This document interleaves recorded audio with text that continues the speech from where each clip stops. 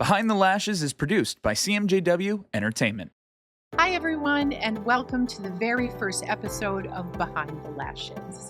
I'm Jamie, and I have to say I'm excited and a little emotional because this has been a dream of mine for a long time, and I'm finally ready to bring this space to life. I created this podcast because so many of us women, we have perfect lashes and a brave face and a beautiful smile, but there's a lot going on behind our lashes. We are carrying things that most people can only imagine.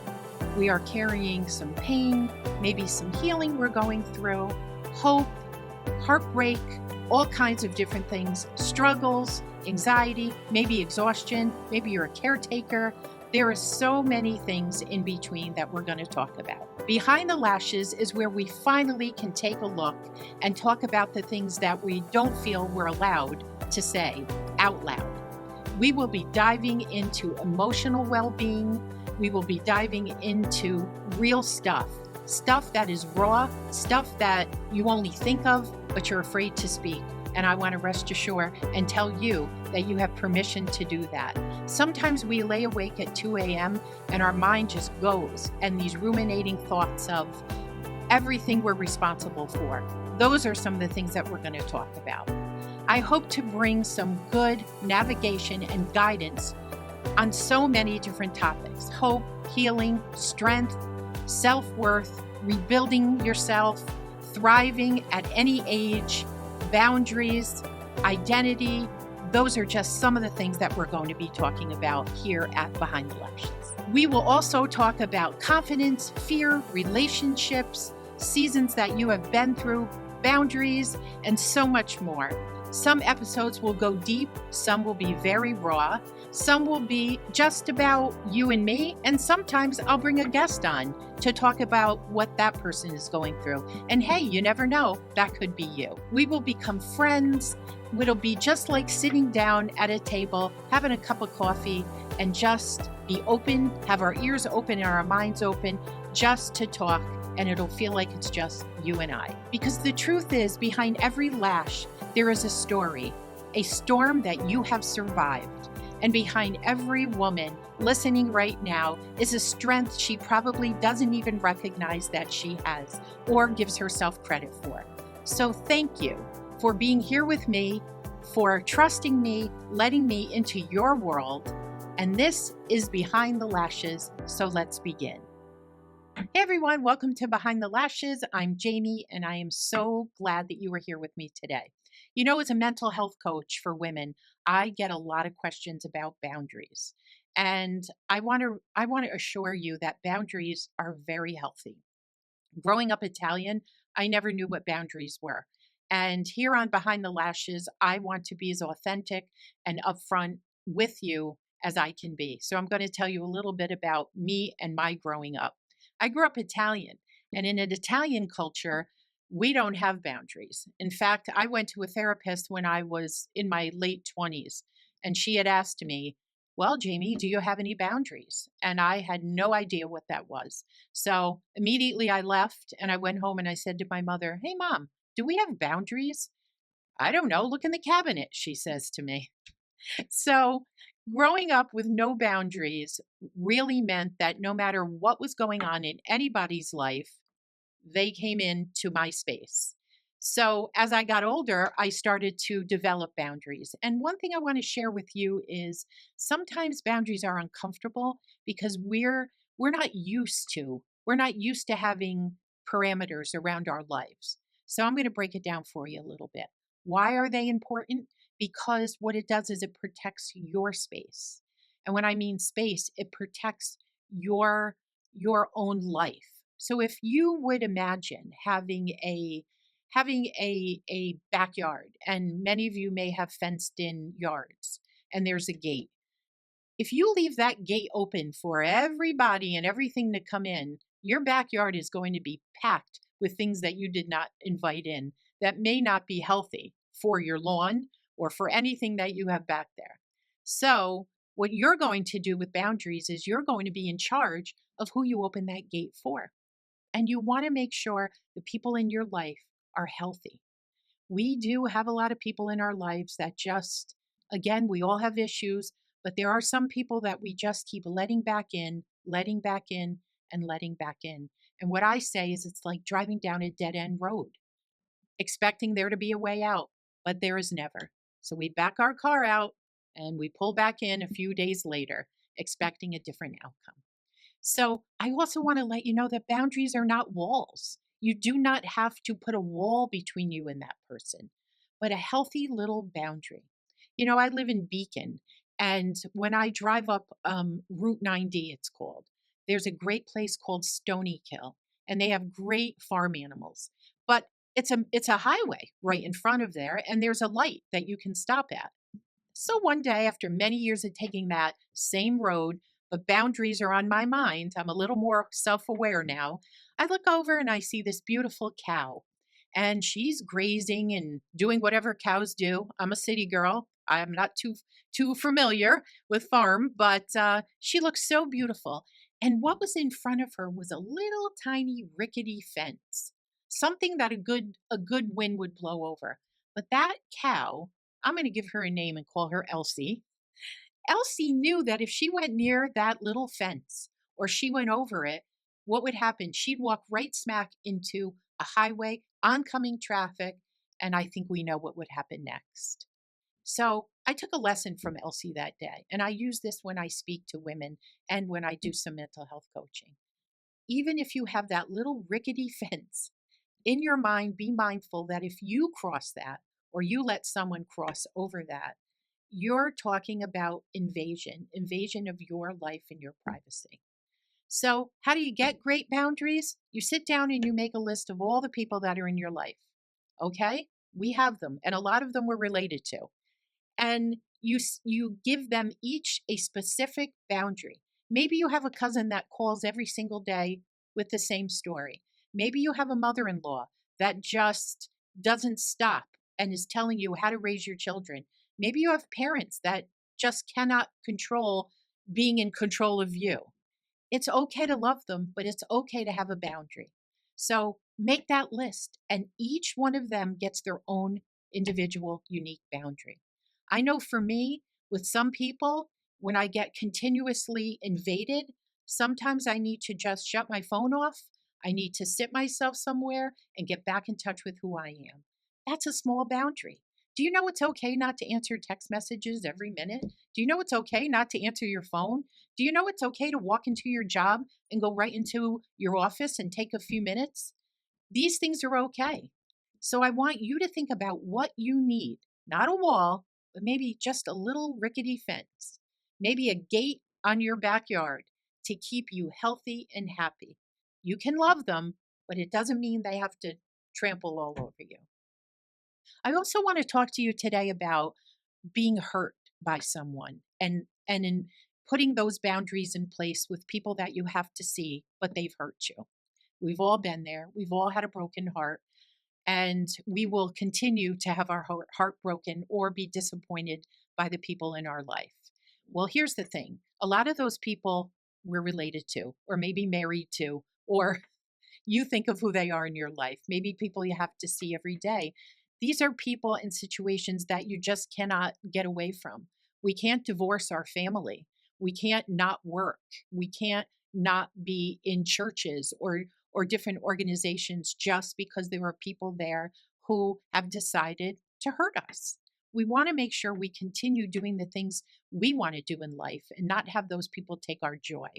So, I'm going to give you a little bit of behind my lashes of what I've had to do by people who have hurt me.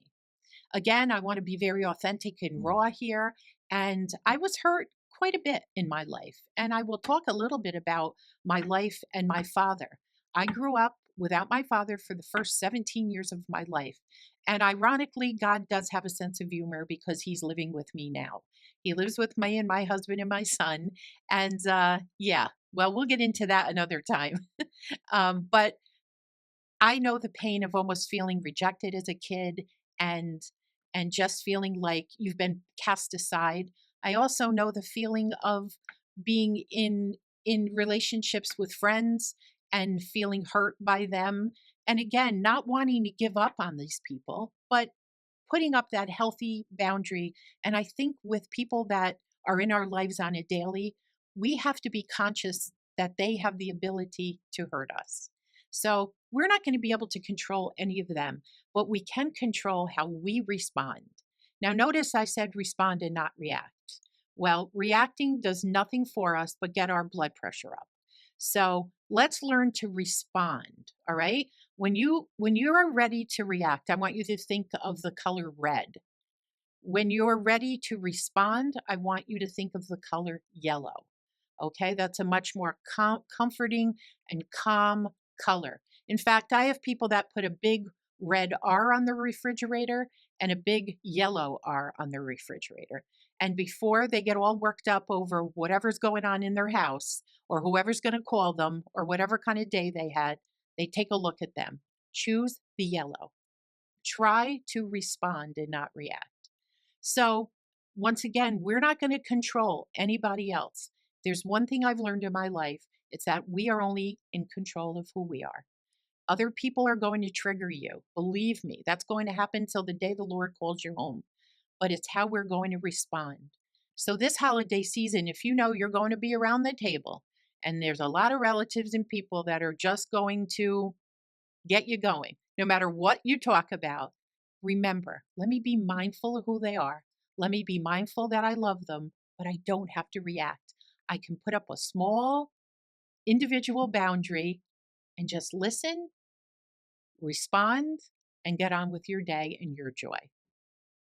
So, I want to share with you a quote that was given to me, and I absolutely love it. I think it goes along with exactly what we're talking about when we're talking about the issue of boundaries.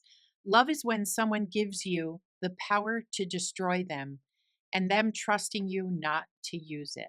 Wow. I mean, that is amazing. Love is a powerful emotion, and we will be talking about emotions as we move forward in our episodes. But when someone gives you that power, you can destroy them, and we have to make sure that's not what we're about. I want to chat. Reading this reminds me a little bit more about what I want to talk to you about with my father. So for 17 years, I saw him here and there, and he had some anxiety issues growing up. But again, he was not present in my life. In fact, I grew up with my mom, my aunt, my grandmother, my sister, and my three cousins. And I would never take that life back again because it made me the strong woman that I am today because I was raised by a lot of strong women. So, where my father came back into the picture is at the age of 17, my parents decided that they were going to build a house and we were all going to live in it. And it sounds fabulous, only it wasn't. It was very, very hard to live with someone that I didn't really know, but yet was my biological father. So, although the house was beautiful and everything seemed wonderful, I was triggered every day by just him, by remembering the rejection, not being paid attention to, and living kind of a rough life financially because I didn't have two parents. I had a mom that worked really hard. So, as life would have it, I married and moved out and went on with my life and didn't really have to see him on a daily basis. I knew I loved him and I actually felt bad for him because he missed out on so much of our lives. But I was in a relationship from a distance. So my mom passes away in 2011. And guess what? I get the home that they built, my husband and I and my son, but there's one little piece that goes with it, and that's him. So for 14 years, my father, who is now 94 and very healthy, has been under the same roof as me.